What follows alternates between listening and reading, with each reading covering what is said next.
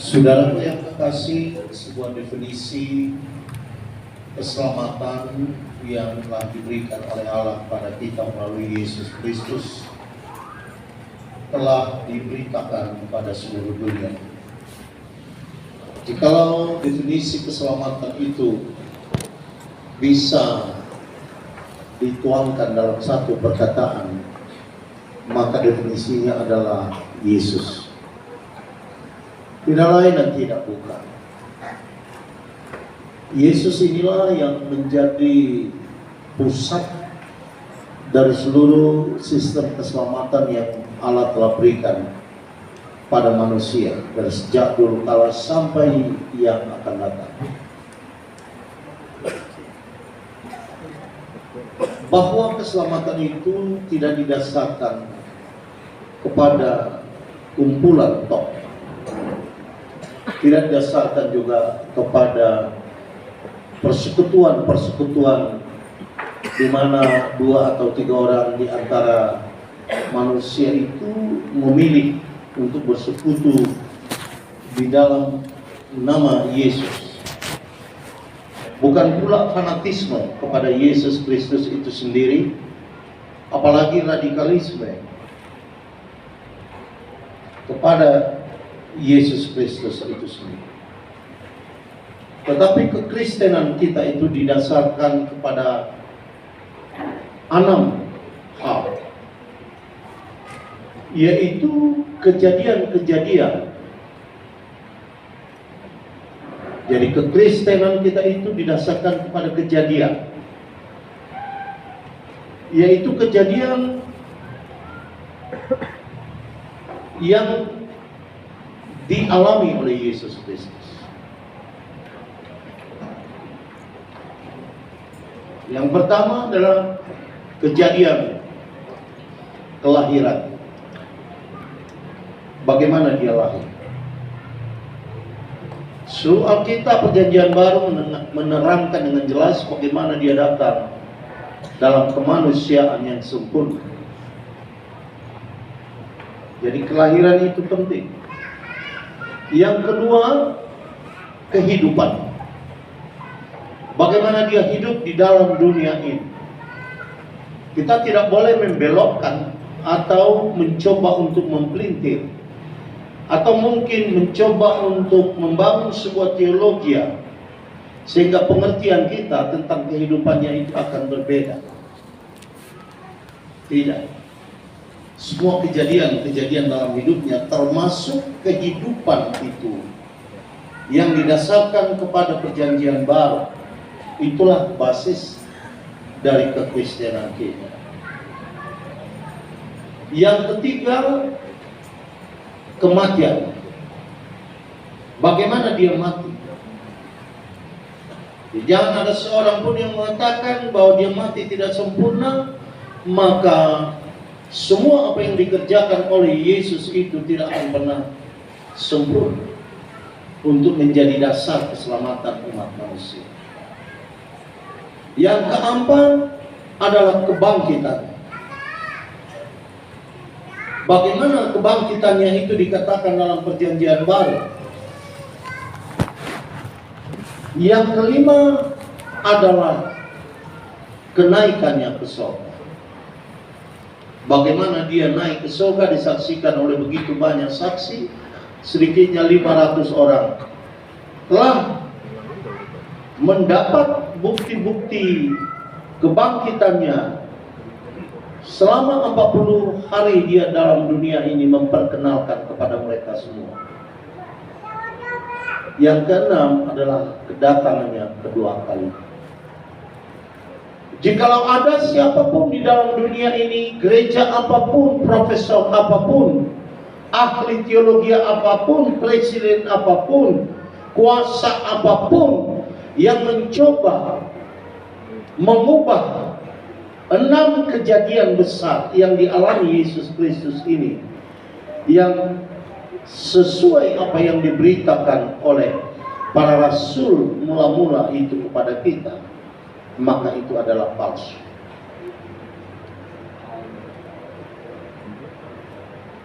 Saudaraku yang kasih sama Tuhan, tadi pagi kita mengadakan seminar pada hamba Tuhan bagaimana pertanyaan-pertanyaan itu menyinggung AI atau AI, Artificial Intelligence, yang telah melakukan intervensi kepada kehidupan manusia dalam semua dimensi. Ini bukan hanya satu dimensi, termasuk agama. Bukan agama itu dan ini saja, tetapi agama Kristen telah diintervensi oleh itu. Saya percaya bahwa kita orang-orang Batak tidak akan pernah bisa dipengaruhi oleh AI atau AI itu. Nah, orang Batak itu sudah lebih dulu dari dulu kalau memiliki AI. Ay nabuado, ay natubiro, ay sentino mo, ay bugos mo. Jadi saya tidak khawatir, karena dunia belum mempunyai AI, orang Batak sudah mempunyai AI. Tetapi saudaraku yang kekasih sama Tuhan, bahwa dunia ini telah dipengaruhi oleh begitu banyak pengajaran-pengajaran yang dilencengkan tentang Yesus Kristus itu sendiri. Nah, saya tidak akan cerita panjang bagaimana sebenarnya dunia ini membangun sebuah teologi yang menjadi sebuah antitesis dari kebenaran kehidupan Kristus yang saya sebut tadi, bagaimana dia dilahirkan, bagaimana kehidupannya, bagaimana dia mati, bagaimana dia bangkit, bagaimana dia naik ke surga, dan bagaimana dia akan datang untuk kedua kalinya. Nah, jika engkau mengganggu itu semua, saudaraku yang kasih sama Tuhan, engkau tidak akan pernah bisa diselamatkan. Karena itu ketika pernyataan ini dikatakan oleh Rasul Paulus, jadi siapa yang ada di dalam Kristus itu adalah ciptaan baru. Ciptaan baru, new creation. Yang sebentar lagi akan kita lihat bagaimana sebenarnya perubahan yang terjadi dalam hidup manusia itu setelah kebangkitan Kristus itu. New creation artinya, saudaraku yang kekasih sama Tuhan, kita menjadi orang yang di mata Tuhan, manusia yang memiliki kebaharuan yang tidak akan pernah berubah lagi oleh apapun, bahkan mungkin oleh kehendak dan kebebasan yang memilih yang ada dalam manusia itu tidak akan. Nah, kali ini Allah akan menjadikan manusia itu menjadi manusia yang nyaris sama seperti dia. Nah, kita mengatakan kamu akan menjadi anak Allah. Artinya apa? DNA Allah ada di dalam kamu. DNA kemanusiaan kita, saudaraku, diganti menjadi DNA Allah.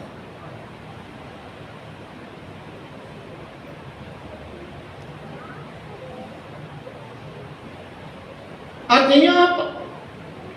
Artinya sejak engkau menerima Yesus Kristus itu, engkau menjadi ciptaan baru. Semua susunan genetik kamu, genetika kemanusiaan kita itu diubah oleh Allah.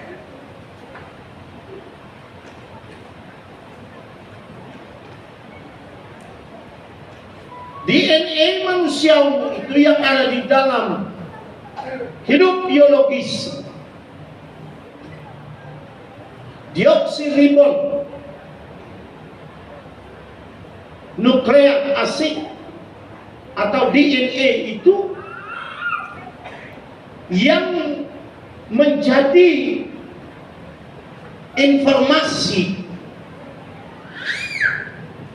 genetik kamu yang membuat engkau menjadi manusia ada di sana. Sehingga Paulus pernah mengatakan, siapakah yang mengenal manusia kalau roh manusia tidak ada di dalam dia? Hanya roh manusialah yang ada di dalam dia, maka engkau menjadi manusia. Bagaimana dengan monyet? Monyet tidak punya roh. Apakah mereka punya DNA? DNA simpanse itu 98% sama dengan DNA manusia. Lalu perbedaannya, saudaraku yang kekasih sama Tuhan, Tuhan ingin membuat engkau tidak sama dengan monyet yang DNA-mu itu sama 98% dengan simpanse. Apakah Tuhan sedang menebus monyet? Tidak. Pada penciptaan yang pertama itu, Allah menciptakan engkau itu segambar sepeta dengan dia. Artinya ada unsur DNA dalam hidupmu membuat engkau menjadi manusia yang hidup. Ada otakmu di sana, ada pikiranmu yang ditransfer, yang diciptakan oleh Allah. Apakah monyet tidak punya otak? Dia punya otak, tapi dia tidak punya pikiran seperti engkau.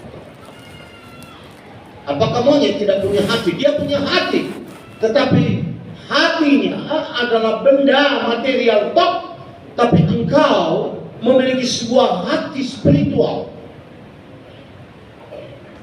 hati yang tidak terganggu oleh karena benda hatimu. Karena kita semua terbuat dari atom. Coba dekatkan dulu ini supaya saya bisa tidak memaksa suara saya, ya. Baik, bagian. Apa artinya, saudaraku yang kasih sama Tuhan? Artinya, ketika manusia itu berdosa, kematian itu masuk. Gambar Allah itu terjejas. The image of God, which is invented to your life, is spoiled.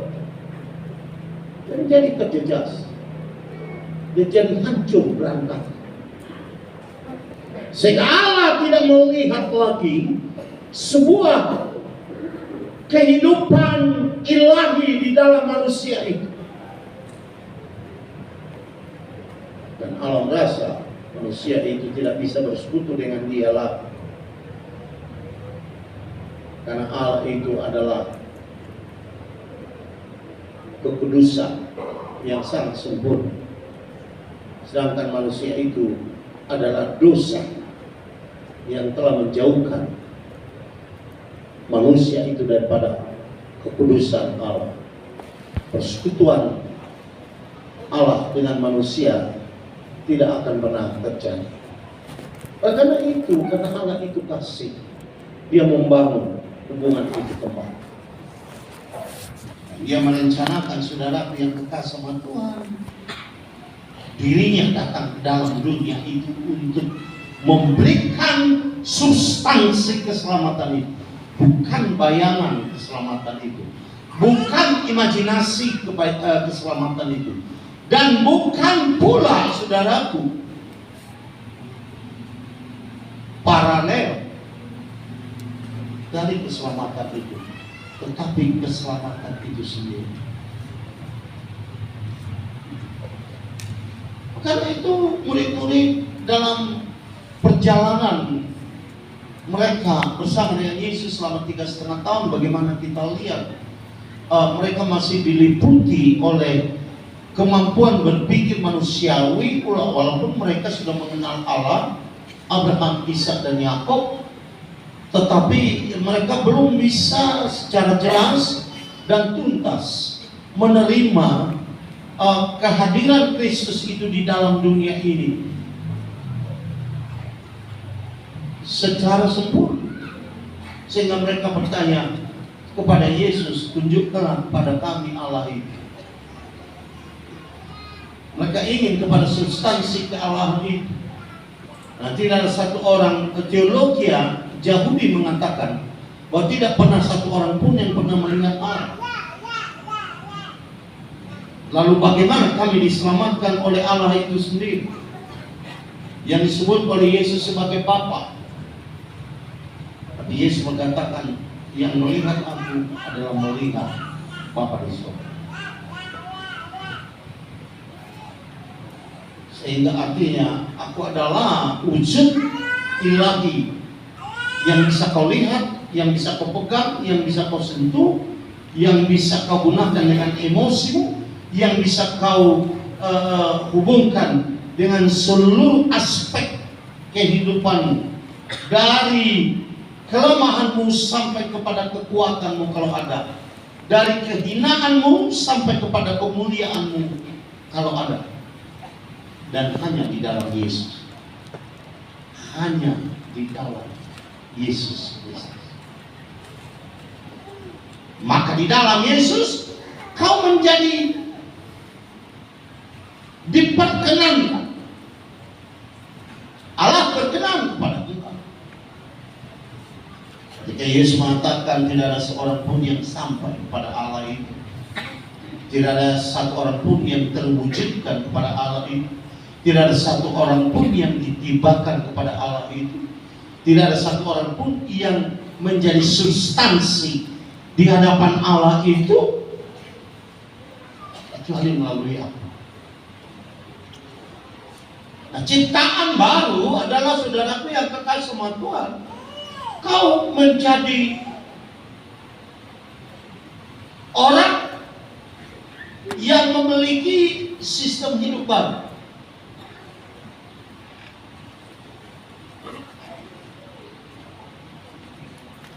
Jadi sistem hidup baru itu yang lebih utamanya engkau menjadi pemilik sorga, pewaris sorga, ya.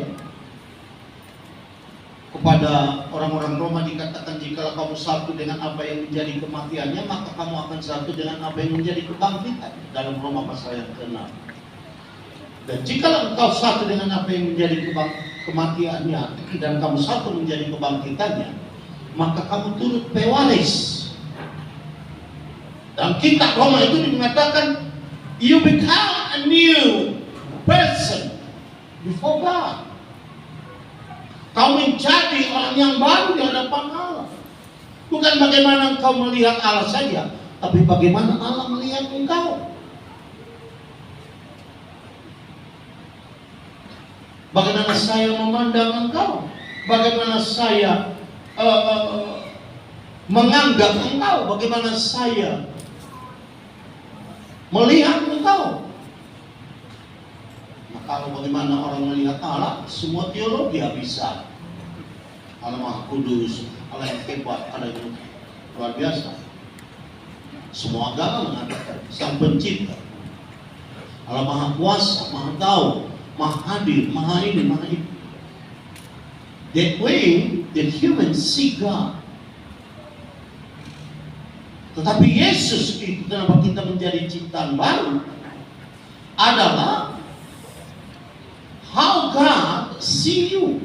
Bagaimana dia melihat engkau, bagaimana dia menanggapi engkau di dalam Yesus.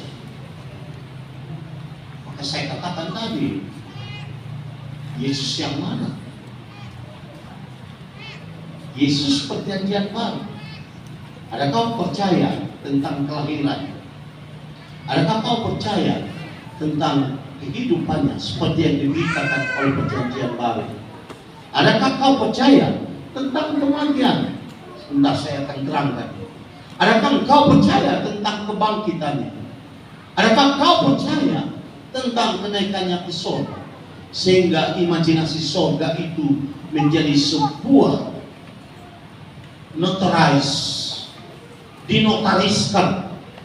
dinotariskan oleh Yesus, karena dia pergi ke sana untuk mensahkan. Dalam firman Tuhan dikatakan, Petrus mengatakan, kepada dia diberikan segala kuasa, pada dia diberikan segala hak. Dalam satu istilah yang lain, dia didudukkan di sebelah kanan Allah Bapa oleh Rasul Paulus, melihatnya seperti itu. Sebelah kanan Allah Bapa yang mempertaruhkan, Allah mempertaruhkan segalanya kepada dia. Kalau dalam bahasa manusia, bukan bahasa teologi, Petrus mengatakan yang telah diangkat oleh Allah menjadi Tuhan.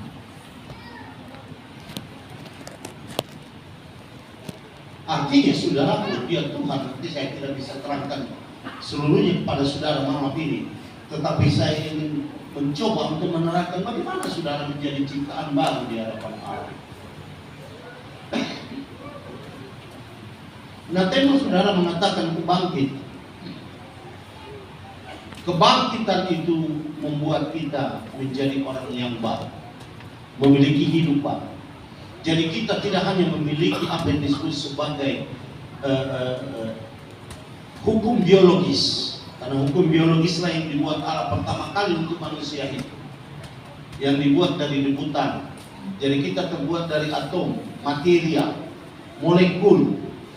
Kita diciptakan dari sana, ya.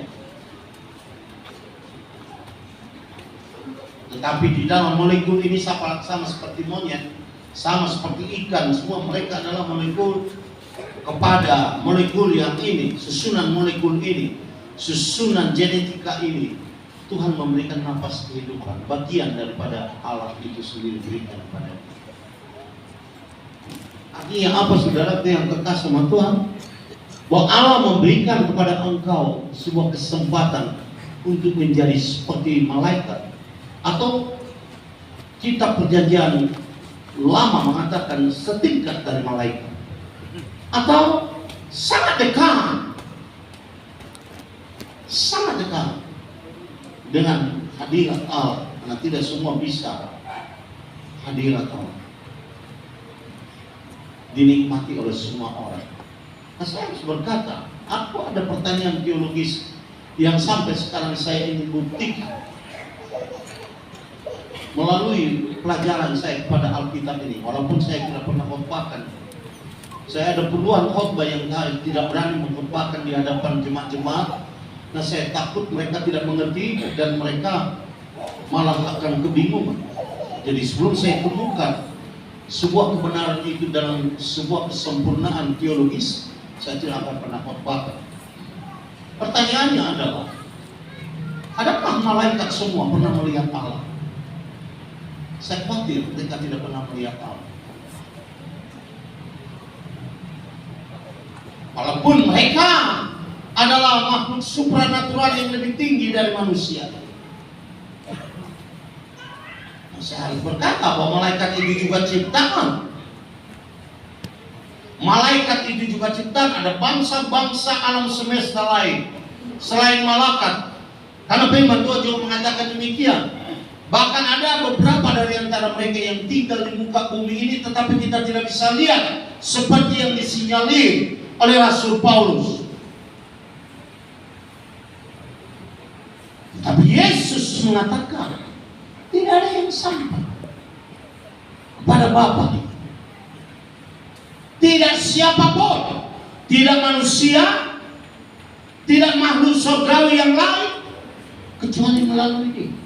Ya, kalau dia mengatakan aku adalah jalan, adalah hidup dan kebenaran, itu bukan pernyataan spontanitas dan dianggap menjadi teologi abal-abal oleh orang-orang sekular, tetapi itu adalah sebuah kebenaran. Tidak ada yang bisa. Nah, saya mau mencoba. Waktu Gagarin, ya, seorang astronom Rusia, tahun 59 pergi dengan Sputnik ke luar angkasa. Kesombongan manusia itu mengatakan, dia berkata, aku tidak lihat ada Tuhan di sini. Untung ketika Armstrong sampai di bulan, dia tidak mengatakan ini. Kita pikir kalau kita makin dekat ke bulan, kita akan mendekat dengan Tuhan. Kita pikir kalau kita pergi ke ujung galaksi kita, galaksi Bima Sakti atau galaksi Milky Way yang jaraknya dari kita adalah 250 juta tahun kalau kita berangkat dengan kecepatan cahaya. 250 juta tahun. Bisa saudara bayangkan? Dengan kecepatan cahaya 300.000 km per detik, sudah baru sampai di ujungnya setelah 250 juta tahun. Adakah Allah di ujung itu? Ketika galaksi dipelajari oleh manusia, mereka pikir inilah sebenarnya ciptaan manusia, ciptaan alam ini. Mereka membatalkan Kejadian 1 ayat 1 dan mengatakan, pada mulanya Allah menciptakan langit dan bumi, dan mereka mengatakan bahwa Allah tidak menciptakan langit dan bumi, tetapi bumi, dunia ini, alam semesta ini terjadi dengan sendirinya. 1,8 miliar tahun yang lalu mereka mengatakan itu sebagai the Big Bang, ledakan dahsyat. Itulah mulanya alam semesta ini. Apa yang kau lihat? Bulan dan bintang. Siapa yang bisa kau teropong? Tetapi saudara yang dekat sama Tuhan 1 tahun yang lalu, otak manusia termasuk AI membuat sebuah teleskop yang namanya James Webb Telescope. James Webb Space Telescope yang diluncurkan ke alam semesta sana, yang berjarak kira-kira 1 juta kilometer dari kita. Jadi teropong itu ditempatkan 1 juta kilometer di sana. Bayangkan, bulan itu 300.000 kilometer. Jadi 3 kali lebih jauh dari bulan. Dia teropong seluruh alam semesta ini. Dia teropong kemana-mana. Sampai sekarang datanya masih masuk. Nah, apa yang terjadi? Mereka menemukan di sana ada alam semesta baru, galaksi baru, yang umurnya lebih tua dari alam semesta kita. Mereka mengatakan alam semesta ini diciptakan 1,8 miliar tahun yang lalu. Terjadi 1,8 miliar, atau peralatan mereka yang diciptakan oleh otak mereka sendiri menemukan di sana 6 galaksi yang ditemukan yang berumur 1,9 miliar tahun, 1 juta tahun lebih dulu dari sini. Membatalkan semua teori yang telah membuat banyak ilmu pengetahuan atau saintis, ahli-ahli ilmu pengetahuan menjadi ateis, tidak percaya kepada Tuhan, karena mereka mengatakan ini. Saya tidak bisa kita khotbah lagi, karena ternyata teori mereka itu salah, yang mereka anut selama ratusan tahun. Maukah engkau berpegang kepada teori ilmiah yang mereka miliki untuk membatalkan keyakinanmu atas firman Tuhan, Logos dan Rema yang bersifat kekal, yaitu Alkitab ini? Saya akan berpegang di sini.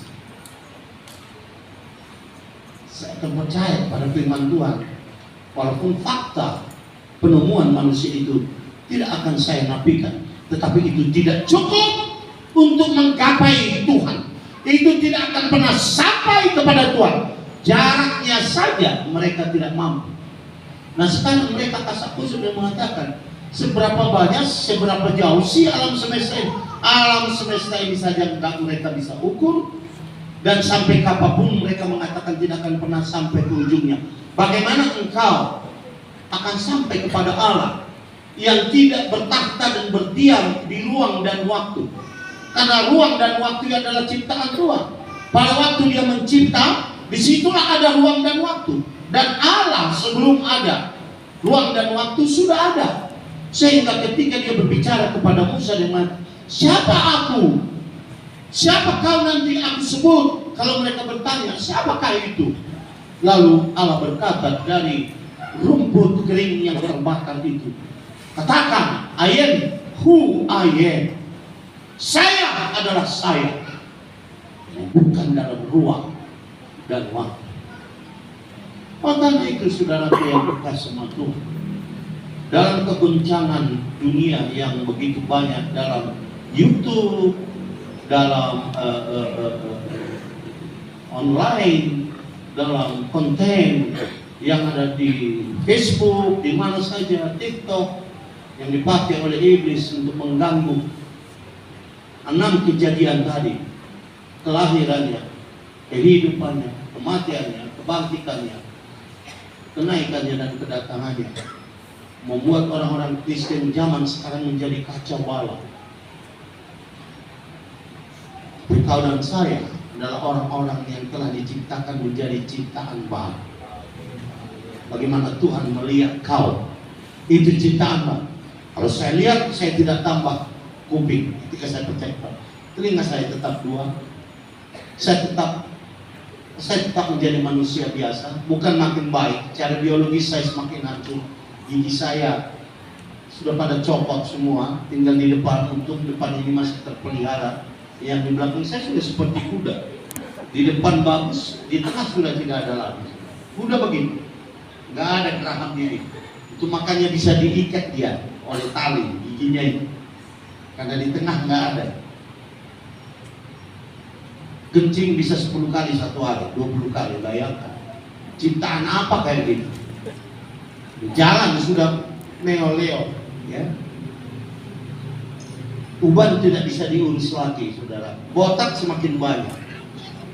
Saya lumayan botak, ada pengetahuannya, ada kawan, bodohnya bukan main, botaknya menjadi bodoh.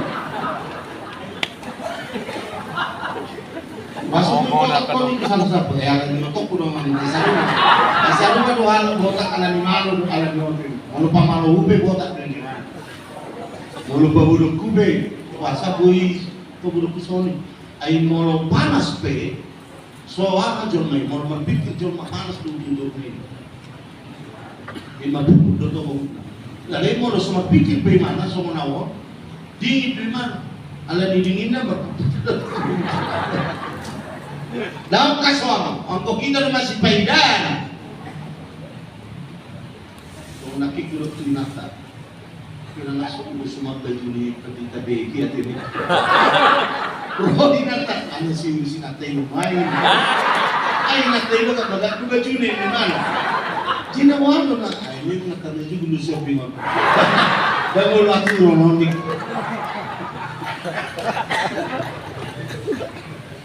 Ano bagal ko kuilo baju? Awi na baga jas na kung nasubutan ko ay siyempre ko salah. Tetapi pendeta Xiaoming ini bukan bagaimana saya melihat dia, tetapi bagaimana Tuhan melihat dia. Haleluya. Haleluya. Haleluya. Haleluya. Wow, may katokin nice. Hindi naman honong mutual. Nagutual rin tapi dia ni. Awin yang ketiok kabel. Ano yung rohnya roh, hindi sumulin mo na sumarang.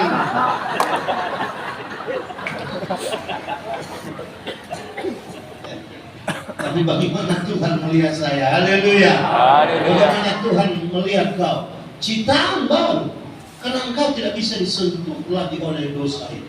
Dosa itu tidak berhak lagi kepada tubuh ini untuk menghancurkan engkau. Karena kalau kau mati sebagai ujung daripada dosa itu, sebagai klimaks daripada dosa itu, karena dosa maut itu adalah upah dosa. Tetapi dia tidak bisa menggenggam kau. Jadi kau pun menjadi debu tanah yang tidak berarti, tetapi jiwamu ada di genggaman Tuhan. Sehingga Paulus mengatakan, wahai maut, di manakah kekuatanmu? Wahai maut, di manakah sengatmu? Kalau dalam bahasa Inggris, how great was your power? Di manakah kuasa? Tidak ada kuasa kematian di dalam bagi kita, karena itu sudah diselesaikan oleh Yesus di kayu salib. Dengan apakah pembuktiannya? Dengan kebangkitannya, saudara. Sehingga Paulus mengatakan, jikalau kamu tidak percaya akan kebangkitan orang percaya pada akhir zaman, maka tidak ada kebangkitan Kristus. Nah, kalau tidak ada kebangkitan Kristus, maka kamu tetap di dalam dosamu. Pernahkah saudara tahu kebangkitan Kristus yang membuat dosa kita diproklamirkan menjadi tidak ada, karena maut itu, kekuatan daripada dosa itu, saudaraku, tidak bisa diselesaikan kalau Tuhan Yesus tidak bangkit. Tidak bisa. Artinya salib menjadi tidak berarti, salib tidak ada gunanya jikalau kebangkitan tidak dinyatakan. Nah, saudara tahu, salib itu menjadi berarti, pekerjaan Tuhan ke dalam dunia itu menjadi berarti, karena Dia sudah dibangkit. Dan yang mati itu adalah Yesus, manusia. Nah, kalau ada orang bertanya kepada saya, kenapa dia disebut mati Tuhan? Ya, sebutan Tuhan itu datang setelah pemberitaan Injil di dalam tulisan-tulisan. Sedangkan Tuhan itu sudah dipercayai oleh para murid, ada di dalam diri. Tetapi itu dituliskan kemudian oleh Rasul Paulus, oleh Rasul Petrus, oleh siapa saja, Yakobus, dan sebagai Tuhan, yaitu saudaraku yang kekasih sama Tuhan,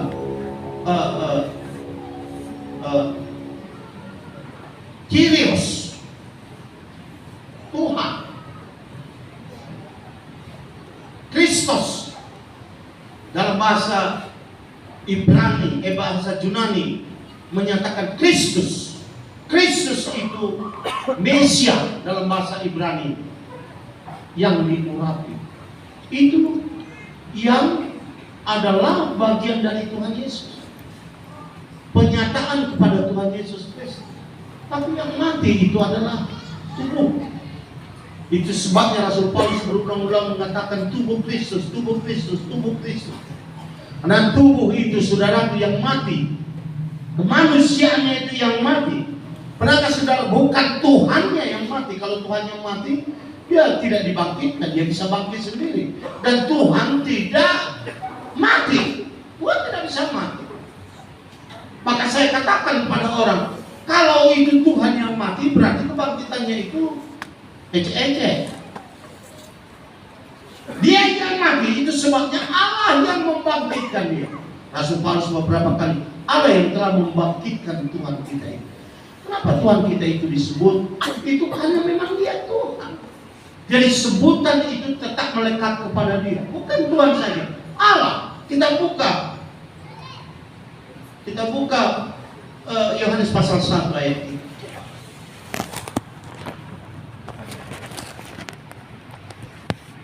Ada di sini, jauh ya, tak bisa saya baca.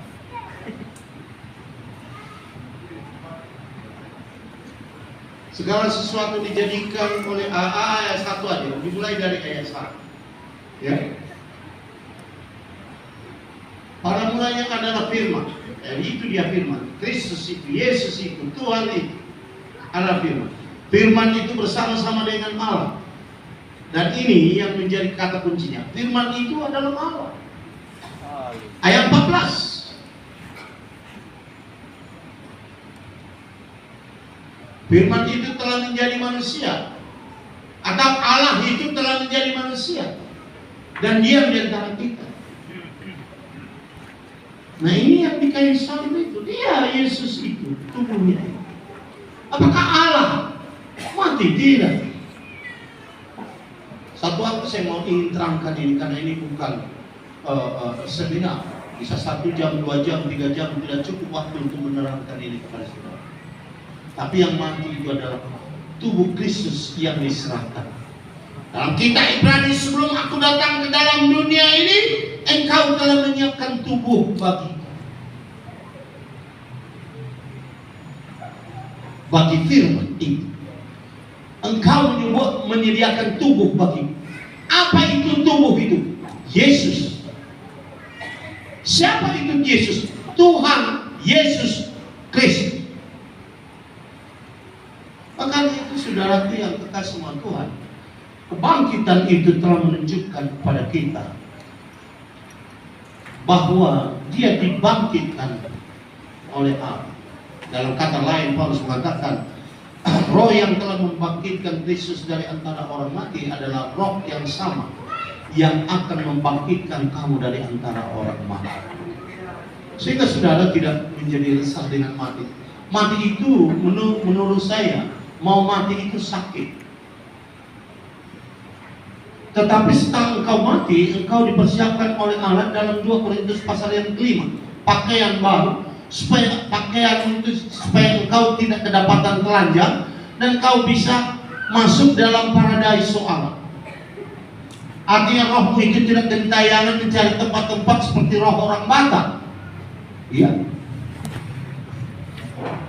Daging gabi orbuk, tot di gabi begu. Di tot di Batak super sia gabi begu. Ang mabegu gajah, ada mabegu atung, na paling bahaya beguah. Beguah, begu dia, nung beguah hoin. Inkarnasi ini akan terjadi di Batak. Sama Tuhan. Buat apa saya percaya menjadi orang Kristen kalau saya tidak benar-benar diselamatkan? Kalau saya tidak percaya kepada Yesus perjanjian baru ini, mendingan saya percaya kepada Abraham, mendingan saya percaya kepada Daud atau kepada Salomo. Kalau saya ikut Salomo enak, istrinya 700, gundiknya 300. Dan saya tetap akan masuk neraka. Neraka yang tak sama. Kekristenan kita dasarkan kepada originalitas kelahirannya, originalitas kehidupannya, originalitas kematiannya, kebangkitannya, kenaikannya,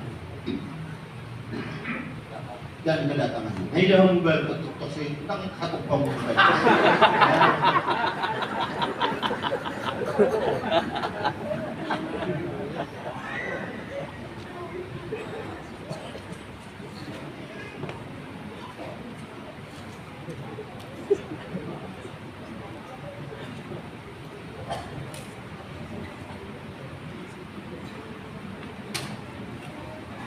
Dulu Paulus berpikir seperti itu.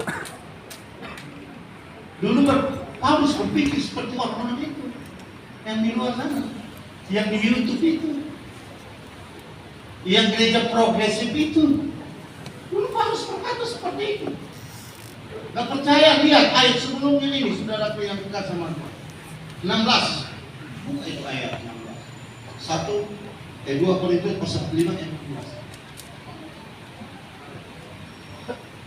Sebab itu kami tidak lagi menilai seseorang juga pun menurut ukuran manusia. Tidak aku nilai lagi kalian. Sama itu. Aku tidak pernah menilai kalian dari ukuran manusia. Sedia kurang kepenku, sedia fokus, sedia roh, acting. Kadang-kadang coba aja acting itu nggak salah. Ada acting yang pendiam, dibawa sampai kepada pelayanan, ya kan? Kau dengar tadi Bapak punya pasal itu berdoa, maaf jaga diri.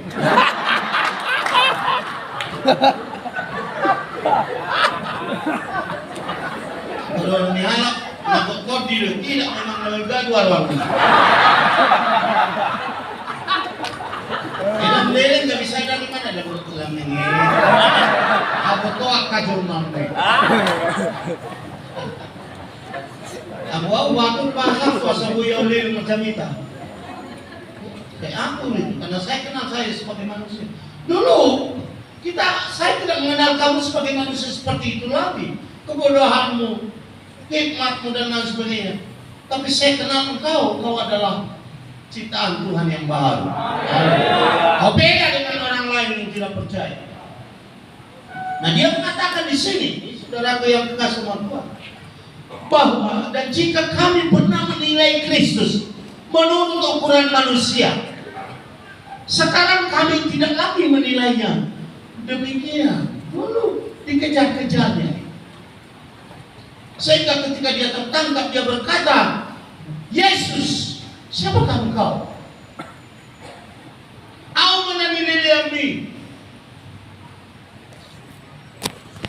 Hacikma Pak menjalani pura-pura. Sekarang Paulus benar, dia adalah Tuhan, dia adalah Kristus. Mesias itu yang diurapi oleh Allah. Dia adalah Allah yang menjadi manusia.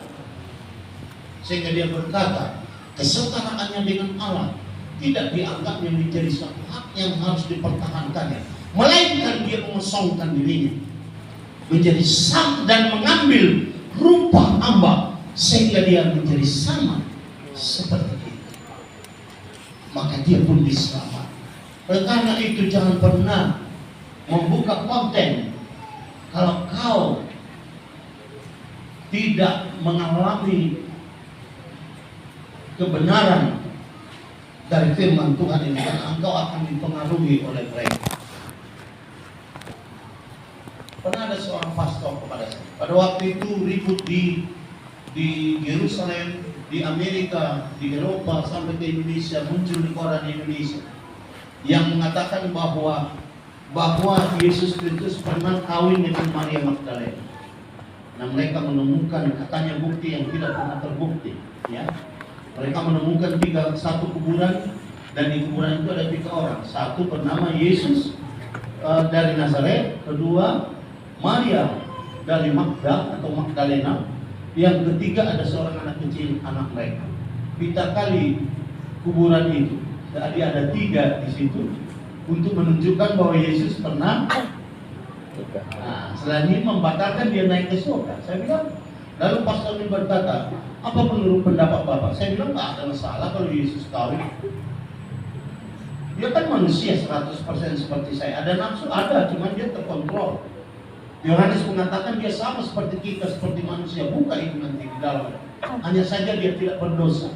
Dia tidak melakukan semua kelemahan tubuh kemanusiaannya itu untuk dosa, untuk exalting the sin. Ya, tidak mengagumkan dosa itu. Oh begitu, iya. Jadi macam mana ini? Saya bilang, masalahnya perjanjian baru tidak pernah mengatakan dia kawin dengan Maria Magdalena. Jadi pegangan saya perjanjian baru, bukan keterangan itu, keterangan sama, bukti ini, bukti itu. Apa yang tertulis perjanjian baru? Jadi kalau perjanjian baru mengatakan dia kawin, nggak masalah itu. Tapi ternyata perjanjian baru tidak mengatakan seperti itu. Yang mengatakan orang-orang ini, yang mengatakan antikristus ini, yang mengatakan, yang membangun teologi seperti itu adalah orang ini.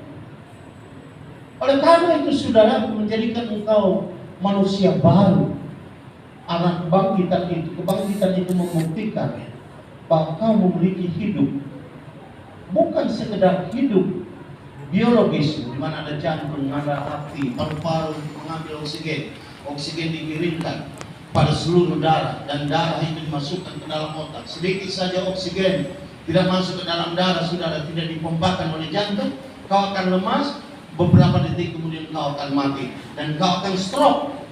Seperti itu biologisnya. Tetapi saudaraku, Tuhan memberikan kepada engkau zoe, hidup yang kekal, yang hanya diproklamirkan kalau tubuh badaniahmu ini, tubuh alamiahmu ini akan dihancurkan satu kali kelak. Kalau kau masih hidup waktu Kristus datang nanti kedua kalinya, maka tubuhmu ini tidak berlaku. Kau harus diubahkan dalam sekejap mata, tubuh menjadi tubuh baharu. Sehingga Yesus mengatakan bahwa darah dan daging tidak dapat mewarisi kerajaan surga. Tidak dapat. Bagaimanapun darah dan daging itu tidak bisa masuk. Kau bawa dekat matahari saja dia hancur. Matahari itu 1.000.000 derajat panasnya. Kau dekat saja kau akan hancur. Jangankan dekat kepada Allah yang kemuliaannya berjuta-juta kali lebih besar daripada matahari. Tapi kenapa engkau bisa dekat dengan Tuhan? Karena kau ciptaan baru. Kau punya DNA Allah. DNA manusiamu itu akan hancur sesuai dengan kematian. Akan mungkin ada di dalam kuburanmu itu DNA, ukuran-ukuran, informasi genetikamu itu akan kita. Tapi DNA surgawi itu akan membawa engkau kepada surga. Bagaimana engkau menjadi ciptaan baru? Karena Tuhan telah membuat perjanjian dengan Allah. Dia memasuki, Rasul Paulus katakan dan kita Ibrani mengatakan, dia masuk ke ruang Maha Kudus di sorga dan mempertunjukkan kematiannya itu sebagai bukti yang nyata kepada orang-orang surga, terutama kepada Allah, bahwa apa yang dikatakannya di dalam salib itu, it is finished, selesai sudah, ditunjukkan kepada Allah. Saya sudah melaksanakan pekerjaan yang kau utus. Karena Yesus mengatakan kepada murid-murid, saya datang bukan melakukan kehendakku, tetapi melakukan kehendak Allah. Saya tidak melakukan apa yang saya inginkan, tetapi menuruti semua perintah Allah. Dan itu sudah dilaksanakannya, dia masuk surga dan menunjukkan paku yang ada di kiri kanan tangannya dan paku yang ada di kiri kanan kakinya, dan sebuah bentuk lembing yang telah ditusukkan kepada tulang rusuknya, bahwa dosa manusia itu telah diampuni. Haleluya, haleluya. Itu sebabnya kita bernyanyi main doa. Coba begitu.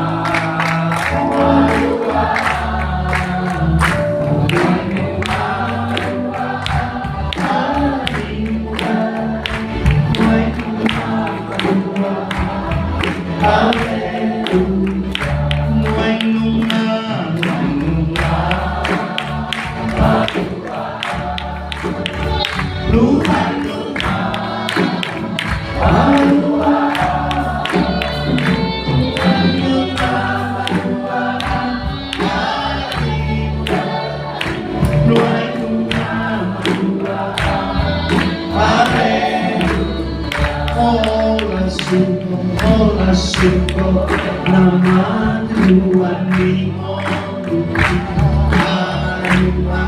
di sisa dosa bisa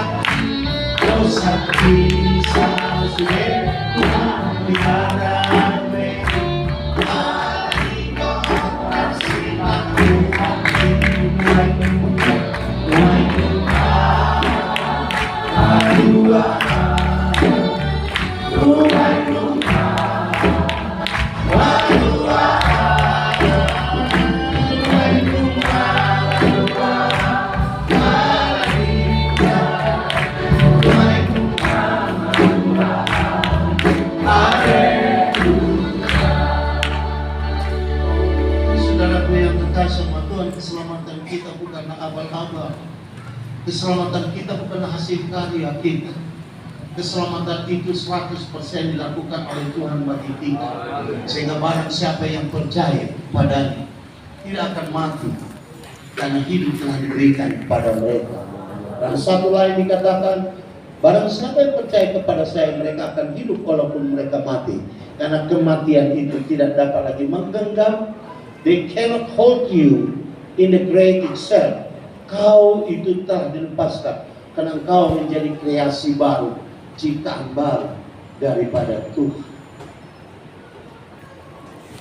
Karena itu saudara yang kekasih sama Tuhan, teruskan hidupmu ini, karena bukan sembarangan, karena kau bukan orang sembrono, tapi engkau adalah ciptaan baru di hadapan Tuhan.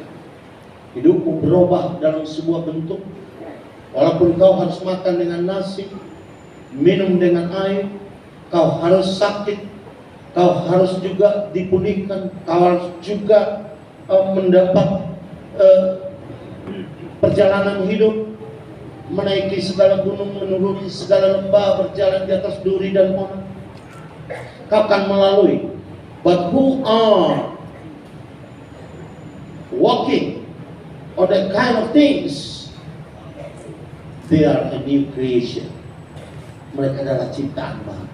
Walaupun saya mengeluarkan peluh, walaupun saya sakit darah tinggi, walaupun saya merasa bahwa saya tidak sempurna, tapi bukan apa yang saya rasakan, tetapi apa yang dilihat oleh Tuhan kepada saya, bahwa saya adalah ciptaan. Sehingga Paulus mengatakan ketika dia sudah mau mendapatkan hukuman pancung atau hukuman gantung atau hukuman apa saja yang mungkin akan diberikan oleh orang Romawi kepada dia, dia berkata, "Nung ako pasiyong paglujumoki, ramok kubay tapos siyaki, hindi naman ijulog utupal ang uluan, na pinarada ni Kristus diawo." Haleluya. Haleluya. Karena itu dia berkata, hidup adalah Kristus bagi saya, mati adalah keuntungan. Karena kau milik Kristus. Jikalau pandanganmu sama dengan apa pandangan Paulus, jika pandanganmu sama dengan apa yang menjadi pandangan Petrus, jika apa yang menjadi pandangan kita adalah pandangan perjanjian baru, maka kita tidak akan pernah ragu dan khawatir melakukan apa saja dalam hidup ini.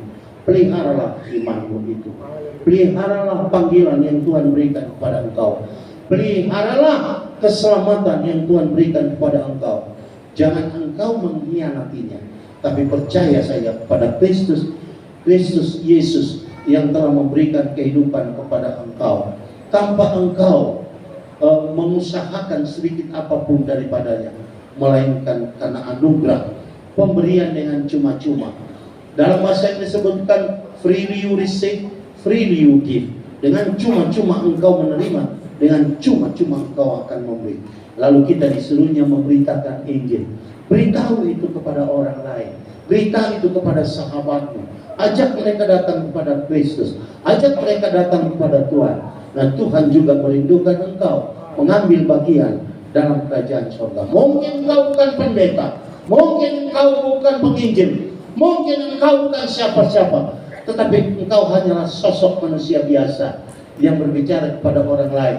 Tapi Tuhan meletakkan sesuatu dalam mulutmu, dalam hatimu, dan berkuasa mengubah hidup orang lain. Haleluya. Kalau Tuhan bisa mengubah hidupmu menjadi orang yang percaya kepada Dia dan kau akan mendapat anugerah, maka orang lain juga berhak untuk menerima itu. Sedikit ruang dan sedikit waktu, sedikit talenta, sedikit bakat yang kau miliki, engkau share dengan orang lain, dan orang lain akan mendapat. Karena yang membuat bertobat bukan engkau, tapi Roh Tuhan. Apapun yang kau katakan itu tidak ada artinya kalau Roh Tuhan tidak bekerja. Dan Roh Tuhan bekerja dengan leluasa dan bebas tanpa terikat kepada kita, tanpa terikat kepada sahabat. Kapanpun, dimanapun, bagaimanapun, dan apapun, Dia independen untuk melakukan apa saja. Roh Tuhan itu adalah independen. Kita tidak bisa atur Dia, tetapi sedikitnya kita akan menjadi alat yang terbaik. Pada waktu saya khotbah sekarang, saudaraku, banyak jiwa yang akan dimenangkan, banyak hati yang akan mendapat bahagia, banyak dosa yang akan diampuni, banyak orang-orang yang akan berpaling kepada Tuhan, meninggalkan dunia, dan banyak orang-orang yang akan memperlihatkan bahwa Tuhan itu baik, bahwa Tuhan itu adalah dengan tangan terbuka menunggu-nunggu anak yang telah tersesat itu kembali ke rumah. Dan itu hanya dimungkinkan jika saudara mengambil bagian. Hari ini, malam ini, marilah kita bangkit berdiri dan kita berdoa. Dan saya percaya Tuhan akan memberikan kekuatan yang luar biasa